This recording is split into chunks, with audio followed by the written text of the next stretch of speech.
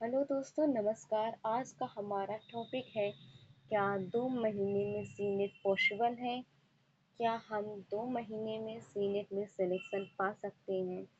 तो मैं आप लोगों को सबसे पहले बता दूं, जो बच्चे 2026 में 12वीं का एग्ज़ाम देके सीनेट की पढ़ाई करना चाहते हैं, बीएससी नर्सिंग में एडमिशन पाना चाहते हैं, तो उनका सिलेक्शन इस बारी नहीं हो सकता है, क्योंकि कंपटीशन इसमें भी बहुत ज़्यादा है। बच्चे कुछ बच्चे 1 साल 2 साल से तैयारी कर रहे हैं, तो पहले उनका सिलेक्शन होगा, आपका नहीं। और इस 2 महीने बचे हैं, आप लोग पढ़ाई शुरू करिए, अगली बार आप लोगों का सिलेक्शन पक्का हो जाएगा। अभी आप लोगों ने 12वीं का एग्ज़ाम दिया, आगे 2027 में आप जब सीनेट का एग्ज़ाम देंगे तो आप लोगों का सिलेक्शन पक्का हो जाएगा। अभी सिलेक्शन पहले उनका होगा जो बच्चे पहले से तैयारी कर रहे हैं, और इनका सिलेक्शन इस बार हो जाएगा। मैं आप लोगों को कोई डीमोटिवेट नहीं कर रही हूँ, जो सही है वही बता रही हूँ। सबकी तरह झूठ बोलना मुझे पसंद नहीं है। आपको बताते हैं कि अगर पॉसिबल है तो कैसे है? अगर सी नेट पॉसिबल है 2 महीने में तो कैसे है? तो हमें सबसे पहले क्या करना चाहिए? हमारी क्या स्टडी होनी चाहिए? क्या स्टडी प्लान होना चाहिए? हमारी क्या पढ़ने की स्ट्रेटेजी होनी चाहिए? तो चलिए बताते हैं। सबसे पहले हमें शॉर्ट शॉर्ट यानी वीडियो का शॉर्ट नहीं कि हमें शॉर्ट देखना है, नहीं। हमें शॉर्ट नोट और एक्यूरेट नोट बनाना चाहिए, और हमें सबसे पहले अपने रिवीजन की स्ट्रेटेजी को सबसे ज़्यादा स्ट्रॉन्ग बनाना चाहिए। हमें रिवीजन करते रहना चाहिए। हमने यह देखा होगा कि अगर हम किसी चीज़ को 21 दिन लगातार करते हैं तो वह हमारी आदत बन जाती है। ऐसे ही हमें रिवीजन, आज रिवीजन किया, कल किया, परसों किया, रोज़ जो जो पढ़े हैं उसे रोज़ थोड़ा थोड़ा, भले ही हम उसका रिवीजन 10 मिनट करें, 20 मिनट करें, ऐसे ही करते रहना चाहिए। तो जो पढ़े उसका रिवीजन हमें बार बार उसे दोहराना चाहिए, बार बार उसे रिवीजन करते रहना चाहिए। भले से वह आधे घंटे का हो, 1 घंटे का हो, कम समय का हो, फिर भी चलेगा। बस रिपीट करते रहना चाहिए। और हमें ज़्यादा से ज़्यादा समय फिजिक्स और केमिस्ट्री पे देना चाहिए। फिजिक्स और केमिस्ट्री पे ज़्यादा से ज़्यादा समय दें, पर उसके न्यूमेरिकल, बड़े न्यूमेरिकल में ज़्यादा समय ना दें, वह फालतू का रहता है। सी नेट के एग्ज़ाम में मैंने देखा है, अभी प्रीवियस ईयर का पेपर मैंने देखा था, उसमें ज़्यादा बड़े न्यूमेरिकल नहीं थे। जो उसका पेपर था वह मॉडरेट था, ना कि हार्ड। वह मॉडरेट था, आप लोग आसानी से कर सकते, तो इसीलिए मैं हमेशा कहती हूँ ज़्यादा बड़े न्यूमेरिकल पे ध्यान ना दें, वह केवल टाइम वेस्ट करता है। नेक्स्ट देखते हैं, ज़्यादा बड़े न्यूमेरिकल पे ध्यान ना दें, मैंने यही पॉइंट लिखा है जो कि मोस्ट इम्पॉर्टेंट। और आप लोगों को अपनी बायोलॉजी, नर्सिंग एप्टीट्यूड और इंग्लिश को एक स्ट्रॉन्ग सब्जेक्ट बनाना होगा, ताकि अगर आप लोगों को फिजिक्स और केमिस्ट्री में नंबर कम आए, मान लीजिए कि आप लोगों को फिजिक्स और केमिस्ट्री में 16-17 नंबर आ गए, दोनों मतलब 16 नंबर फिजिक्स में आ गए और 18 नंबर केमिस्ट्री में आ गए, और 22 नंबर मान लीजिए आप लोगों के इंग्लिश में आ गए, और 22-23 नंबर आप लोगों के नर्स एप्टीट्यूड में आ गए, और 23 नंबर आप लोगों के बायोलॉजी में आ गए। फिर भी आप लोगों को एक अच्छा सा गवर्नमेंट कॉलेज मिल सकता है।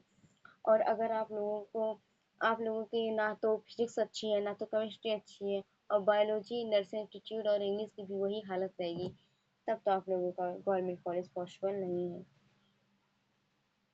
और यहाँ नेक्स्ट पॉइंट इसका यही है कि फिजिक्स और केमिस्ट्री में कम नंबर आए तो भी हमें गवर्नमेंट कॉलेज को पाने में कोई भी प्रॉब्लम ना हो, इसलिए हमें अपनी केमिस्ट बायोलॉजी, नर्सिंग एप्टीट्यूड और इंग्लिश को स्ट्रांग रखना होगा, चाहे केमिस्ट्री और फिजिक्स ज़्यादा स्ट्रांग हो या ना हो। नेक्स्ट है, फिजिक्स के छोटे व थ्योरी से संबंधित प्रश्नों पे हमें ज़्यादा ध्यान देना चाहिए। जो फिजिक्स के प्रश्न जिसमें जो ज़्यादा न्यूमेरिकल, ज़्यादा लेंथी ना हो, कम न्यूमेरिकल हो, शॉर्ट हो, जो थ्योरी से संबंधित हो, वहाँ प्रश्न ज़्यादा इम्पोर्टेंट होते हैं, उन पे ज़्यादा ध्यान देना चाहिए।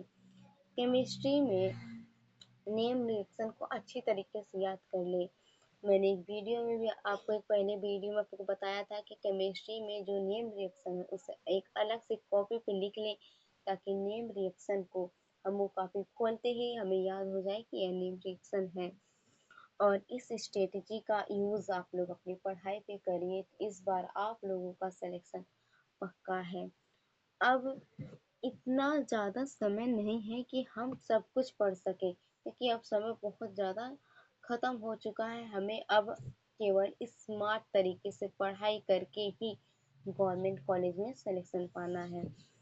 अब यही समय है कि हम इम्पोर्टेंट नोट पढ़ सकें, शॉर्ट्स पढ़ सकें, और जो हमें सटीक जो हमारा सटीक नोट हो वही पढ़ सकें। अब बस केवल इतना ही समय बचा है, जिससे हमारा सिलेक्शन इस बार 100% हो सके, क्योंकि अब समय जाता जा रहा है और कंपटीशन बढ़ता जा रहा है। हमें अपना सिलेक्शन जल्द से जल्द करना चाहिए। ज़्यादा से ज़्यादा हमें क्वेश्चन प्रैक्टिस और मॉडल पेपर सॉल्व करना चाहिए। हम जितना ही क्वेश्चन करेंगे, अगर आप लोग खुद से क्वेश्चन नहीं बना पाते हैं तो कोई बात नहीं, मेरे चैनल पे मॉडल पेपर मैं बना के डालती हूँ आप लोगों को क्वेश्चन प्रैक्टिस के लिए। तो उस मॉडल पेपर को पढ़ें, उसमें मैं ज़्यादातर प्रीवियस ईयर के जो क्वेश्चन होते हैं उसी के बेस पे बनाती हूँ, ताकि आप लोगों की क्वेश्चन प्रैक्टिस अच्छी हो सके और मॉडल आप लोग इस बार मेरी मॉडल पेपर को सॉल्व करके गवर्नमेंट कॉलेज पा सके। मैंने अपने चैनल पे बहुत से मॉडल पेपर दिए हैं, आप लोग उसे भी जाके देख लीजिए। तभी आप लोगों का सिलेक्शन पॉसिबल होगा। जब आप लोग ज़्यादा से ज़्यादा क्वेश्चन प्रैक्टिस और मॉडल पेपर सॉल्व करेंगे तो आप लोगों का सिलेक्शन पक्का हो जाएगा। अगर आपका भी लक्ष्य 2026 में एक गवर्नमेंट कॉलेज पाना है तो मेरी सभी बातों को अच्छे से सुनिए, जो मैंने अभी ऊपर बताए हैं, जो मैंने इम्पोर्टेंट पॉइंट बताए हैं कि आप लोगों को कैसे पढ़ाई करना है, क्या स्ट्रेटेजी बनाए रखनी है, क्या स्टडी प्लान होना चाहिए, सब कुछ को अच्छे से सुनिए। नहीं सुन के निकाल देना एक कान से, नहीं सुनिए, और इसे आपसे अपनी पढ़ाई को भी उसी तरीके से ढाल लीजिए, उसी प्रकार से कर लीजिए, ताकि इस बार आप लोगों का सिलेक्शन हो जाए। अपनी पढ़ाई को भी उसी अनुसार अब कर लीजिए, अब क्योंकि ज़्यादा समय बचा नहीं है। अब हमें ज़्यादा से ज़्यादा इम्पोर्टेंट शॉर्ट और सटीक चीज़ों को पढ़ने की ही ज़रूरत है। ज़्यादा बड़े चीज़ों को पढ़ने से कुछ नहीं होता है। अब ज़्यादा से ज़्यादा क्वेश्चन प्रैक्टिस और मॉडल पेपर सॉल्व करने की ज़रूरत ही है बस। और मैंने मेरे चैनल पे मॉडल पेपर बना के रखे हैं, आप लोग उसे जाइए सॉल्व करिए। वह मॉडल पेपर आप लोगों को बहुत मदद करेगा। Thank you. मेरी यही इच्छा है कि आप लोगों का सिलेक्शन इस बार गवर्नमेंट कॉलेज में हो जाए।